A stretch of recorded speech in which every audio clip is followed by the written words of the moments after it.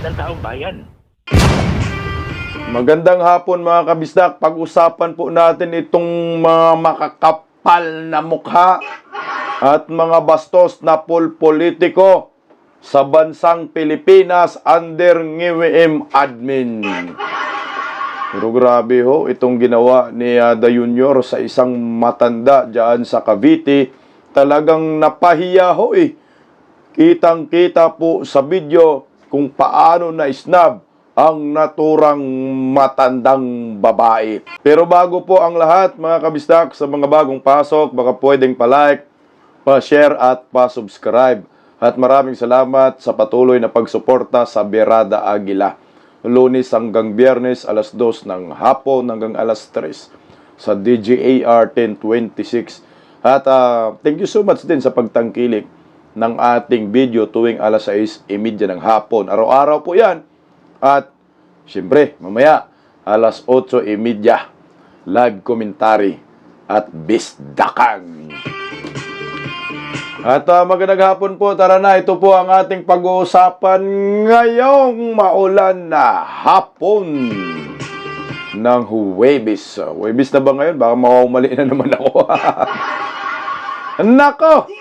Ang gustong opo na hindi binoto ng mga Pilipino na si Abante, ayon kay Atty. Glinchong, hindi umano ito makakaupo bilang isang kongresista sa 6th District ng Maynila. Kapal din ang mukha, no? Grabe, George. Ang lala na. Ang lala na ng pandaraya ninyo sa taong bayan.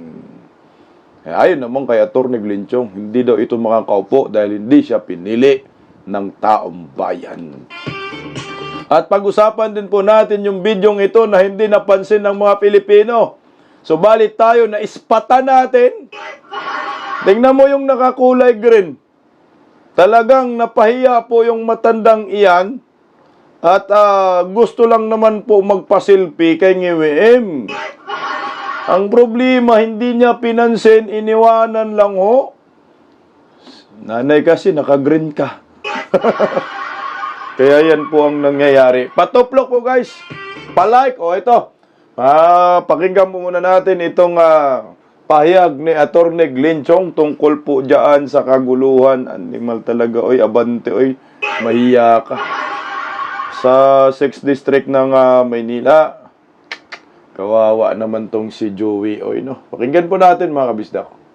Nangyayari issue dyan po sa 6th District po sa Maynila sa pagitan po ni Joey Uy at Benny Abante. Kasi nga, diniskwalipika ng Commission on Elections o COMELEC itong si Joey Chua Uy bilang kinatawan po dahil hindi raw siya natural born Filipino. Ayon nga sa COMELEC, nakuha ni Uy ang kanyang Filipino citizenship sa pamamagitan ng naturalization ng kanyang ama at hindi sa pamamagitan po ng kapanganakan na isang pangunahing requirement po para maging miyembro ng House of Representatives. Ano ho ba ang masasabi po ninyo? Ganito yan, Kuya Jay and Kuya Admar.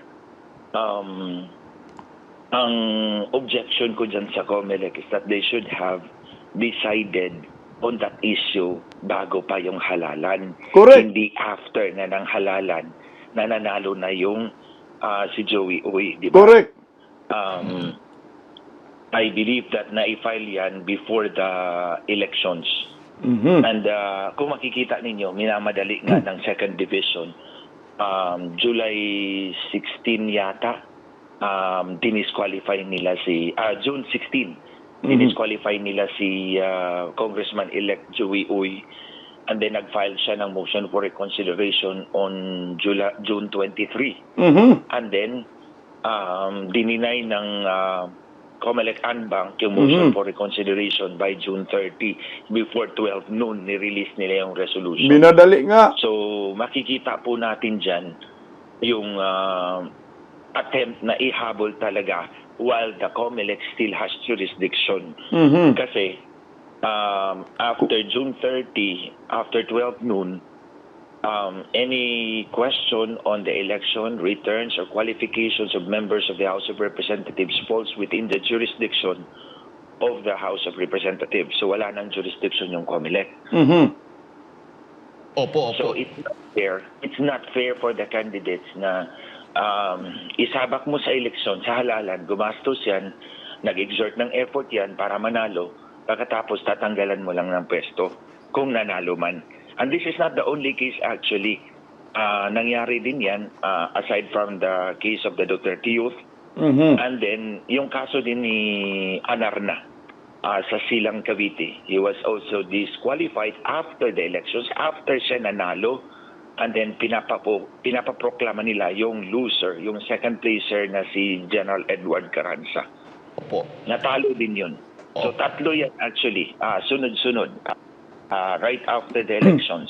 Yung kaso ni Anarna versus Carranza sa Silang Cavite, yung kay Joey Oy versus Benny Abante sa 6th District ng Manila, and then Duterte Youth. So parang ang lumalabas is kayang i-undo ng COMELEC yung kagustuhan ng taong bayan. Opo, considering Tingnan mo mikos-mikos talaga sindikato ang datingan eh. Alam nyo ho, itong ginagawa ng COMELEC, pansinin nyo po, yung tinarantado nila itong congressional position sa Duterte Youth, no? Tapos, may issue din sa Marikina, may nabanggit pa pala si Glenn Chong, tapos meron pa nangyayari sa Bohol, di ba? Yung umano'y para manalo, ilang milyon yung binanggit doon, no? 300 million ba ho para manalo daw. Tapos ito ngayon kay Joey Oy. Ang nakikita ko po dito, talagang gumalaw si Tambaloslos. So, baka nabibilang na nila kung ilan yung kanilang kakampi lamang sa 20th Congress at kung ilan yung kalaban nila sa tingin ho nila. Baka po ay deficit na po sila sa bilang ho sa kaalyado at posibleng yan ang magpapahamak ho sa kanila. Balakid sa kanilang kagustuhan. Dahil pag ito sa akin lang bago po tayo mapunta dito kay Joey Oy. Kasi kung kulang po sa bilang kaalyado itong si Tambaloslos, ang unang tatamaan dyan, hindi siya magiging Speaker of the House. Pangalawa, kung merong mag-file ng impeachment labang kay Bongbong Marcos, baka lumusot at ma-impeach si Bongbong Marcos. Yun ang isa sa mga nakita ko dito. Kaya naghanap sila ng paraan para madagdagan yung bilang nila. So itong mga nangyayari ngayon sa Duterte Youth, 3 slot, pag ma-disqualify, papasok yung kanilang kakampi, yung Gabriela. So ngayon, ito naman kay Joey Oy, nakahanap din ng parang butas itong COMELEC para ma-disqualify itong si Joey Oy. Pero natural born Filipino citizen nga itong si Joey Oy. Kung talaga natin, kumbaga, kung pag-aralan po at tanggapin natin kung ano ang tunay na nangyayari at pagkatao ni Joey Oy, natural born Filipino citizen Napag-usapan na rin namin yan sa Birada Aguila Dahil si Joey Oy ipinanganak dito sa Pilipinas ng isang naturalized citizen na Chinese at ng isang inang Pilipina. Anong tawag kay Joey Oy? The natural Filipino-born citizen. Bakit sasabihin mo si Joey Oy naturalized? Hindi po pwedeng ganon. Parang nakapagpangasawa yung kunyari si Abante, kunyari lang. Si Abante nakapangasawa ng wag na lang yung natural born citizen. Sabihin na lang natin si Abante anak siya ng isang Amerikano na hindi dito ipinanganak. Amerikano talaga, hindi na naturalized. Sa isang Pilipina na dito ipinanganak sa Pilipinas at pure Filipina citizen. Yung mag-asawa na yun, ang anak nila, si Abante, pinanganak sa Santa Ana or sa Pandacan. So ano ang mangyayari kay Abante? Natural born Filipino citizen. Ito yung nangyayari kay Joey Oy. Yan ang pagkatao ni Joey Oy. Pero pinipilit lang ho talaga nito, hinahanapan ng butas para hindi makaupo at nang makaupo si Abante. Dahil si Joey Oy, markado pong kakampi ng mga Duterte. Si Abante, kalaban ng mga Duterte. Kaya, siyempre si Tambaluslos, Ngiwiim, at si Baki, ipopost talaga, hahanapan ng butas. Pero kung talagang legal ang pag-uusapan sa tamang proseso, Pilipino po si Joey Oy. Pwede po talaga siyang tatakbo kahit anong posisyon sa gobyerno. 21 years na nga ho siya, nagiging councilor sa Maynila. Tapos ngayon, nagiging kongresista sa kapal nagkaroon ng ganong issue. Ang sinasabi natin dyan, ito ay pamumulitika lamang at masyadong hindi matanggap-tanggap ni Abante ang kanyang pagkatalo. Tuloy, Atty. Glinchong. Na ito nga si Joey Uy, attorney, ay nakapanumpa na. Actually, pero sa Reyes versus Comelec, decision ng Reyes versus Comelec, ano yan, Kuya Jay, Kuya Admar? Tatlo ang requirements dyan before the House of Representatives can assume jurisdiction. First, naproklama. Pangalawa, dapat nakapag-take oath siya before the Speaker in open session. Tapos nakapag-assume. And then pangatlo ay he has to assume duties. His Correct. duties as congressman. Opo. So, malinaw, attorney, na merong, baga hindi siya nakabatay po sa batas itong nangyayari dito. Sa mga nabanggit nga po ninyong mga politiko o mga nagwagi sa nagdaang midterm elections, pero nabago. Yes, tatlo nga yan. Sunod-sunod yan within a period of 1 week.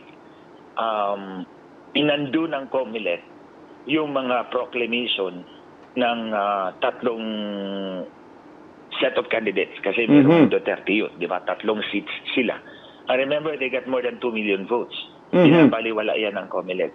Ang point kasi dito is dapat kung mayroong mga disqualification, they should have decided that before the elections. Correct. Para the people will be guided accordingly. Kaya nga kung ang pag-uusapin natin ay second placer rule na sinabi ng Supreme Court na hindi siya ang actual na nanalo. Tama ang Supreme Court dyan. Because at the time na sumabak yung mga kandidato na yan sa election, at that time, the people believed that the candidate na dinisqualify was qualified. Correct. Diba? So, binoto nila yung tao na yon. Obviously, yung second placer cannot be the winner because Correct. he was repudiated by the people. Hindi siya pinili ng taong bayan. Aray ko. Abante, hindi ka pinili ng taong bayan. Ang tindi, hinabol nila yung June 30 kasi nga, pag hindi po hinabol ng COMELEC na i-proclaim itong si Abante ng June 30, mawawala ng jurisdiction yung COMELEC. Tapos, tapos ang magdedesisyon yan, House of Representatives, pagbubutuhan kung sino sa kanila Abante at Joey Oy ang ipoproclaim bilang isang kongresista. Ngayon, may pag-asa pa naman din si Joey Oy sa Supreme Court na aakyat po. Same with Duterte yun, may Supreme Court. Ang nakakatakot lamang dito dahil ang Supreme Court mukhang naambunan na rin ng ng hangin ni Tambaluslos. Wala na rin Hindi na rin pumapabor sa katotohanan itong Supreme Court. Antakin mo, balita-balita natin, makipag-usap daw si Buying at ang Supreme Court. Magkaibang yan, dapat hindi sila mag-uusap Kasi magkaroon ng bias dyan Ang Department of Justice, executive. Ang Supreme Court, judiciary. Hindi pwede sila mag-usap. Kasi baka ma-impluwensyahan. Lahat ng kaso dyan sa Supreme Court, baka i-harbor ng executive. Kaya nakakaduda. Kagaya yung kay Tatay Digong. Sinampang motion ng pamilyang Duterte na pauwiin si Tatay Digong hanggang ngayon. Wala mang resulta. Ano bang desisyon ng Supreme Court? Wala. Kaya wala rin kwenta ngayon Supreme Court. Nakakainis nga lang talaga pag iisipin mo. Pero hindi naman ho tayo pwedeng titigil sa ating mga komentaryo at sarili nating pananaw tungkol sa mga isyu-isyu sa bayan. Kaya ito ho, nagiging biktima si Joey Oy ng mga sakim sa kapangyarihan at hindi tanggap na sila ay talo at hindi sila pinili ng taong bayan. Alam mo, nakakahiya yan para sa part ni Abante. Uupo ka, alam mong talo ka, hindi ka binoto ng kadistrito mo. Ano yung mukhang iharap mo sa publiko, sa mga constituent mo dyan sa 6th District ng Maynila? Talo ka na. Alam ng taong bayan, talo ka. Pero ipinilit mong makaupo ka. Intindi ng pastor na ito, no? Pastor ng mga engkanto yata ito. Tuloy dito, Attorney Glinchong. Opo. So, ibig sabihin, attorney, yung second place rule ng na desisyon po ng Supreme Court, applicable dito sa mga tumakbong kongresista? Kasi nga, di ba, yung naging basihan na kaso ay sa LGU? Yes, it applies to, I think it applies and it should apply to everybody. Kasi ang point ko nga dyan, kaya nga, I believe yung second place rule na bagong decision ng Supreme Court is correct. Because at the time na tumakbo yung mga kandidato na yan, hindi alam ng taong bayan na disqualified na pala yung kandidatong binoto nila. Walang succession dapat. Valid yung boto nila para sa kandidato na yun because they believe in good faith na yung tao na yun disqualified. Correct. And they later disqualify that person. So therefore, yung second placer cannot be considered the winner because obviously he was repudiated by the people. Hindi siyang binoto ng taong bayan. At hindi mo pwedeng paupuin yun. Correct. It goes the same for local government as well as for congressmen. So kung ganun, ang second placer cannot be considered the winner. So mag-hold ka ng special elections. Correct. While in the case of local government, ang vice mayor ang uupo because bakante yung mayor. Succession tawag doon, no? Ito na nga ho nakakalungkot. Hindi nga ho sinunod ng Comelec ang desisyon ng Supreme Court na hindi pwedeng uupo ang second placer.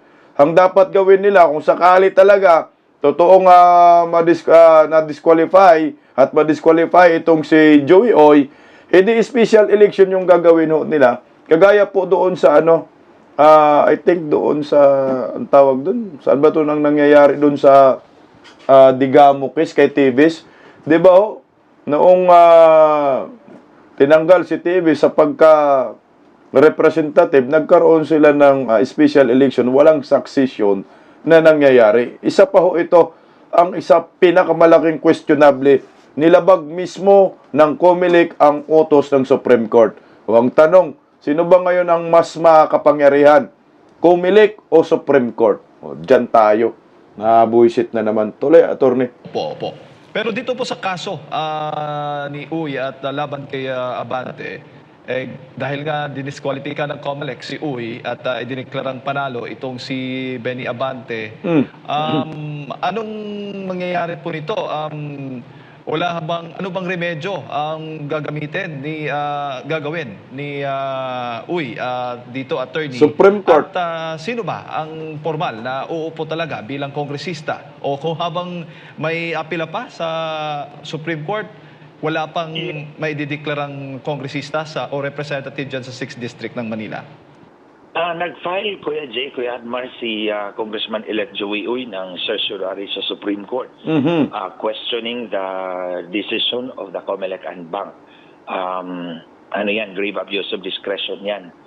So, kung makakuha siya ng temporary restraining order o status quo ante-order, and then makapag-take oath siya before the Speaker in open session by the 4th Monday of July, and then assume duties, naproklama na siya, na-complete na niya yung tatlong requirements ng Comelec, Reyes versus Comelec. So, walang kwenta na yung disqualification ng Comelec. So, doon na sila magbakbakan sa House of Representatives Electoral Tribunal. So, mag-file uli si Congressman si Benny Abante ng kaso doon. Opo. Pero habang pending pa yung kaso na yan, attorney, sa Supreme Court, ang pansamantalang magiging representative o magiging kinatawan po ng 6th District ay si Benny Abante na. No, hindi pa. Hindi siya hindi din siya makakaupo. Kasi nakabinbin pa yung appeal, yung question yung certiorari ni Joey Oy. Joey Uy. Oo.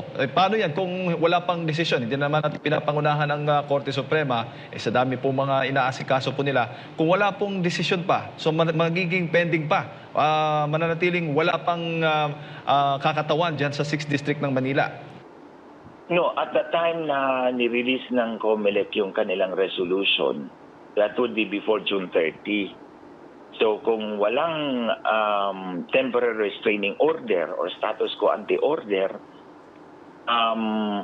ipinoklaman nila si Benny Abante, pwede siyang umupo. Kasi hindi pa na-comply ni Joey Uy yung tatlong requirement: proclamation, taking of oath of office before the Speaker in open session, and assumption of duties. Ayan na. Pwede daw umupo si Abante. Pero mayroong mga pending na certiorari itong si Joey Oy. Pag magdesisyon na ho ang Supreme Court, hindi makakaupo si Abante. So aatras ito. Ayan na ho, talaga naman oh. Kaya bilisan mo, Joey Oy, dahil ikaw ay binoto ng taong bayan.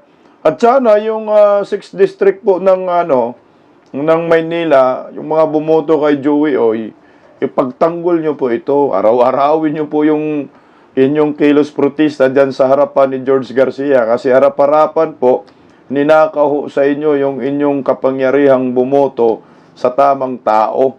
Binoto nyo yan, pinili nyo yan, yan ang kongresista ho ninyo, sinuka na ho ninyo si Abante, ipaglaban nyo po.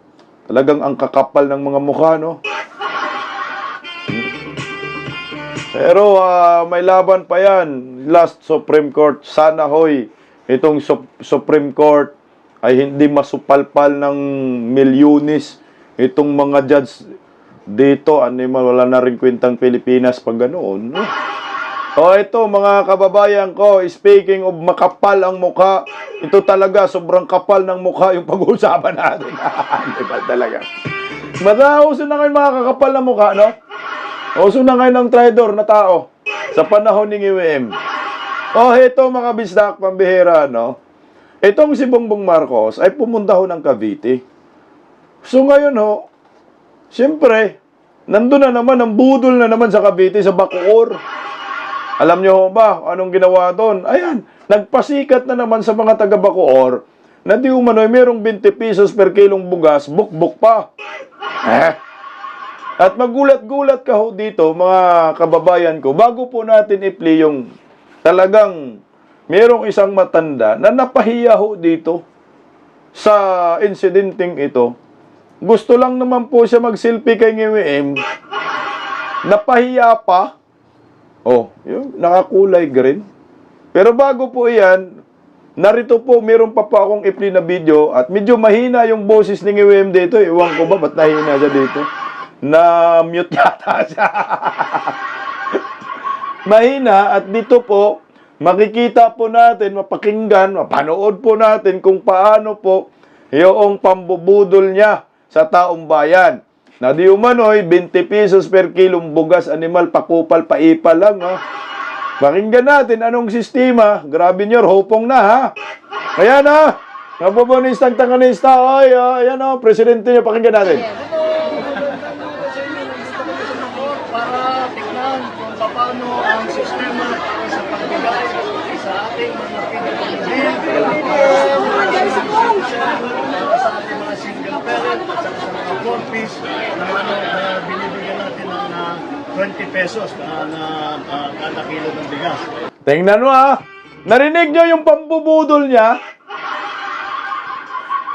Sino lang po ang makaabel ng 20 pesos per kilong bugas na ipinagyayabang niya na buk-buk pa?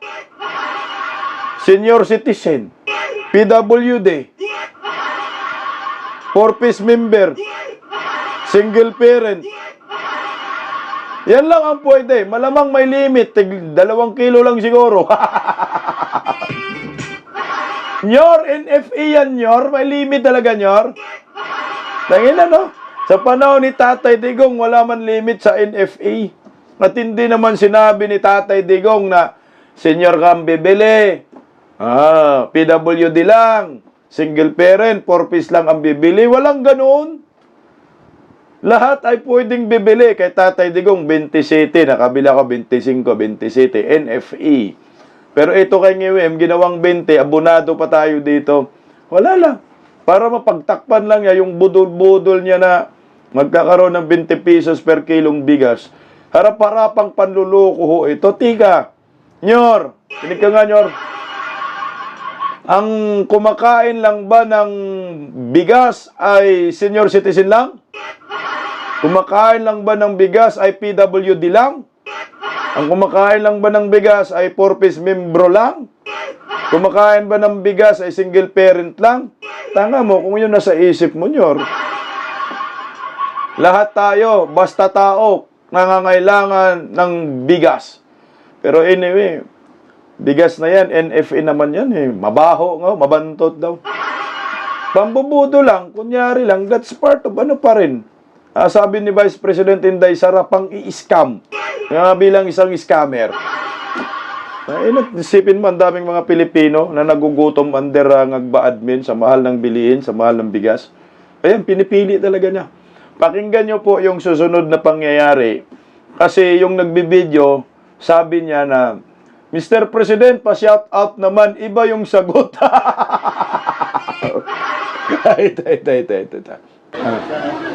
Pinitiyak din namin yung magandang patakbo at lahat ng Magandang patakbo daw. kada kilong bigas. Anong magandang patakbo?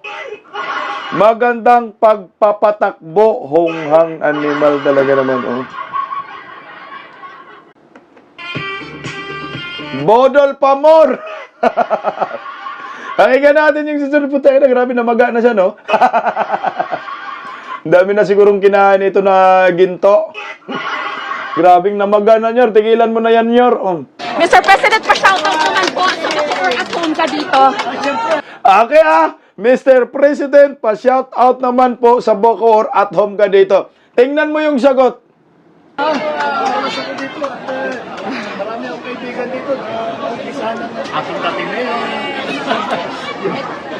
Ating mayor na Meron pong slogan mo kasi dito, Mr. President, sa Bacoor.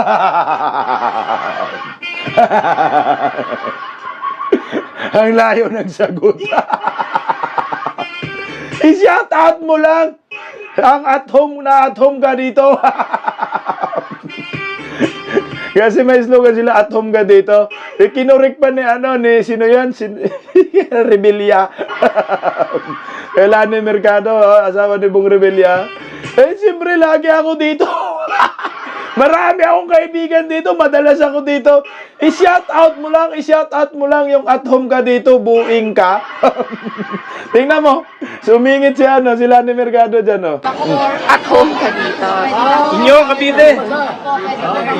maganda yung slogan nyo. At home ako dito sa mga. Yung pala. Bagong slogan nyo. At home ako dito sa Bacoor. Animal ka kasi pag tinanong ka, makinig ka. Kung mayroon kang kausap. Pa-shout out. Hindi ka naman tinanong kung marami kang kaibigan dito. Ang liwanag ni malong mo ng mga bubonistang, tanganistang, loyalista ni Ngagba. Lutang na naman.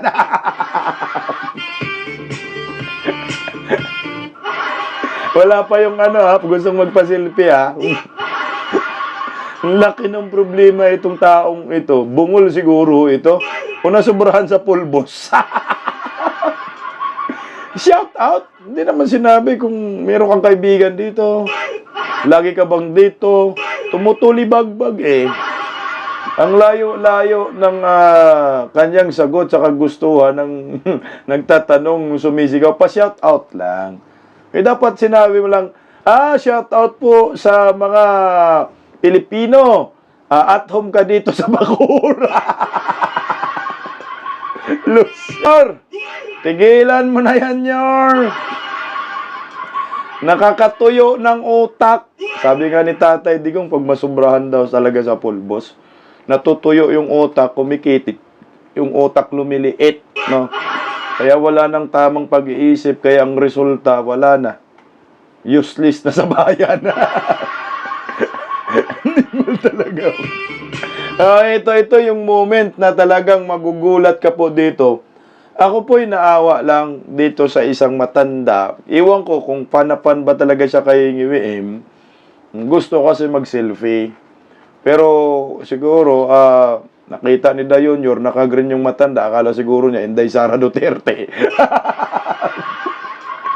Kawawa guys, tingnan mo, ang pagka-plastic na tao ng Pangulong ito, lumalabas talaga. Mapapahiya lang yung mga supporter niya. Alam naman natin noon pa, nung panahon pa ng eleksyon, tinutulak na yung supporter eh. Gusto magpasilpi, hindi nga nagpapasilpi, ini-snap. Panoorin natin dito kung paano po napahiya yung matanda. Senior ho ito. Ayan. Sumisigaw. Tingnan mo na green. Pansinin nyo yung naka-green. Merong bandana na parang gusto mag-selfie. Okay, tingnan mo. Mr. President, please selfie. Selfie daw ha. So ngayon, hinawakan pa niya dyan si Ngiwim hindi tumingin. No? May ibang inasikaso. Ang akala ko, pagkatapos niya po tumingin dyan, ay makipag-selfie po talaga siya sa matanda na nakakulay green. Pero tingnan niyo po ang susunod na mangyayari. Narito po. Ayan, pumorma na yung matanda na magpapaselfie. Saan yung mukha ni Dayon Jr., hindi nakatingin sa kamera. Tingnan mo, saan siya nakatingin? Diretso lang. Wala na, iniwan na po yung matanda. Sumunod pa yung matanda. Napahiya pa yung matanda. Kumbaga nahilaw yung matanda dyan. Kasi hindi man siya pinansin ni Bongbong na gusto naman lang naman siya na magpasilpi. Lumaktaw, iniwan siya, dito napunta sa iba, tingnan mo. Wala, andun na yung matanda. Tiningnan niya yung cellphone niya kung may selfie siya. Oo. Ayan na, iniwan na. Sinarap pa niya yung nakapula. Baka, kasi nay, pag nandyan si Ngiwim, huwag kang magsuot ng green. Allergic yan si Ngiwim. Ulit natin konti. Ayun lang. Kapit siya dyan. Kinumusta naman siya. Pero tingnan mo naman yung pagkumusta, parang half lang. Yan. Diyan lang din yung hindi talaga, nakikita ko dito, si Ali, napahiya siya. Gusto niyang mag-selfie. Siyempre, baka idol niya si Ngiwim. Pero si Ngiwim, hindi talaga tumingin. Hanggat na dumiretso na, iniwan na yung nakakulay green. Nay, kung loyalista ka, magsuot ka ng pula pagkarap si Ngiwim. Allergic si Ngiwim sa kulay green. Ang akala siguro siya, Inday Sara Duterte ka, supporter ka. Kaya lumalabas yung pagiging bastos niya dyan. Pero it doesn't matter. Si Tatay Digong, kahit sino ka, anti-Duterte ka, pro-Duterte ka, pag selfie-selfihan ka talaga. Halikan ka pa sa kahirap-hirap. No? Inday Sara, pag may magpa-selfie, kukunin yung cellphone. Selfie kayo. Arito, tala. Selfie tayo, tara. Hindi maarte si Inday Sara, mga Duterte, Tatay Digong. Pero ito, napaka-arte. Selfie lang, ayaw pa. Kasi baka ma-picturean yung ngiwi. Hindi talaga siya mahilig sa selfie. Ito, noon pa. No, isnabiro ang presidenteng ito. Ibig sabihin, plastic ang pagkapangulo niya. Tingnan mo, baka nagmadali kasi, Nay. Mas inuna niya yung nasa dulo. Yung nakapula. Tingnan mo yung nakapula. Nilapitan niya talaga yung nakapula. Yung iba, kinamayan dyan. Ayan, we love you daw. Iwi pa more. Nandun sa kapula.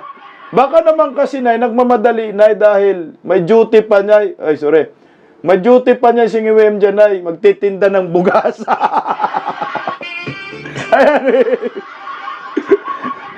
Sayata kasi na yung tindera, pagpasensyahan mo na, nay. Kasi pag malit siya, nay, walang sahod. Nagtinda na 20 pesos per kilong bugas, duty siya dyan eh. Pero, pag ako supporter doon, ni Ngiwem, kunyari, loyalista ako, tapos nandun siya, galak na galak ka kasi supporter ka, di ba? Naniwala ka pa rin sa 20 pesos per kilong bugas kahit budol, NFA pala. Nung dumating sa lugar ninyo, galak na galak ka. We love you, BBM. I love Ngiwem. Oh, magpapasilpi ka. Tapos pagdating dyan pala, maisnab ka lang, mapahiya ka lang. So parang manglamig ka dyan at sa sarili mo, animal. Oh. Supporter niya ako, binuto ko siya. Nakipag-away ako sa mga didiis para ipagtanggol na siya ay mabuting tao. Totoo pala yung sinabi ng mga didiis na siya ay plastik na tao. Walang puso, walang malasakit sa taong bayan. Hindi tunay ang kanyang pagserbisyo, kundi pang-i-scam lang. Baklas agad ako. Hindi mo na ako magiging supporter dyan. At kailan mang kamumuhian ho kita. Proud na proud pa ako. Gusto ko lang makipag-selfie. Ayaw mo. Tatay ka ng lipunan. Is nabiro ka. Yan na nga, sabi ni Tatay Digong, itigil mo nun, Yor. Tama na yan, Yor. Pahabol lang, pahabol lang. Meron akong hinahanap na video doon tungkol sa San Juanico Bridge na, di ba sabi daw, kinakalawang daw yung troso. Hindi pala yung, ewan ko kung, yun ba yung punto niya na kinakalawang yung troso. Mukhang ang lumalabas sa video, kinakalawang na yung bridge. Tapos, maraming troso daw. Nabubulok na daw yung troso. Pero mali pa rin siya doon. Hindi pa rin maganda na nabubulok yung troso. Wala man troso sa San Juanico Bridge.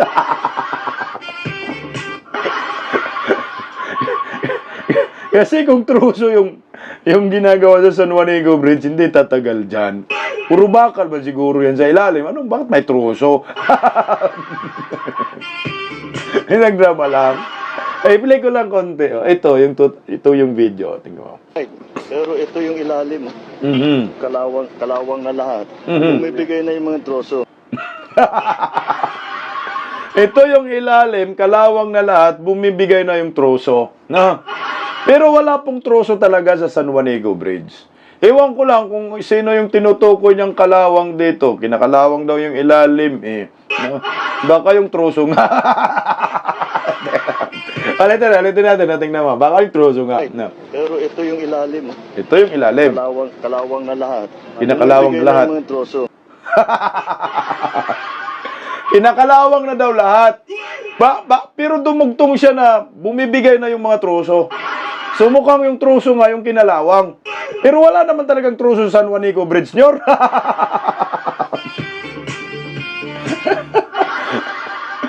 Animal kang engineer, gumawa ka ng tulay. You know, bakal yung tulay mo, pero yung pundasyon mo, troso. Bakal yung itaas, diba? No, bakal yan, gilid-gilid. Pero yung pundasyon mo, troso, kasi bumibigay na daw. Anong ginawa ng troso nyo sa tulay? So, ito pala yon, yung troso na kinakalawang na. Walang troso sa San Juanico Bridge. At lalong hindi po kinakalawang yung troso. Period.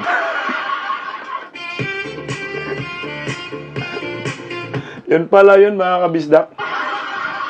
Na sinasabi nila kinakalawang yung troso. Anyway, mga kababayan ko, yung presidente natin, anuhin nyo, sawayin nyo.